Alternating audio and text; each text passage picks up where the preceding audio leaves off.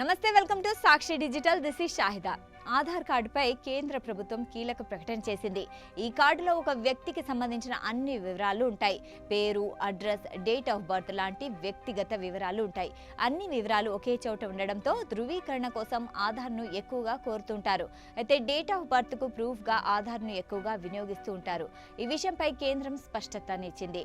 ఆధార్ అనేది కేవలం వ్యక్తిగత గుర్తింపుకు మాత్రమేనని, డేట్ ఆఫ్ బర్త్ నిర్ధారణకు ధృవీకరించే పత్రం కాదని స్పష్టం చేసింది.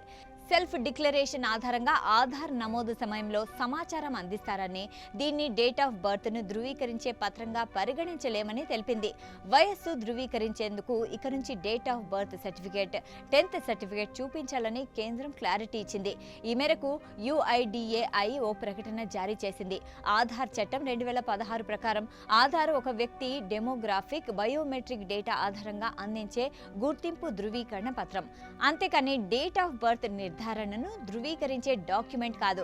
ఆధార్తో పొందుపరిచిన డేట్ ఆఫ్ బర్త్ పై వివాదం వచ్చినప్పుడు నిరూపించుకోవాల్సిన బాధ్యత పూర్తిగా కార్డుదారుడిపై ఉంటుందని UIDAI తన ప్రకటనలో వెల్లడించింది. ఆధార్ కార్డు పొందేందుకు సెల్ఫ్ డిక్లరేషన్ ఇస్తుంటారు. ఇలాంటి సమయంలో సరైన ఆధారాలు ఇవ్వకపోతే సిస్టమ్ ఆటోమేటిక్గా జనవరి 1వ తేదీన డిఫాల్ట్గా పుట్టిన తేదీగా తీసుకుంటుంది. ఈ క్రమంలో ఆధార్ను డేట్ ఆఫ్ బర్త్ ప్రూఫ్గా పరిగణించలేమని UIDAI చెబుతోంది.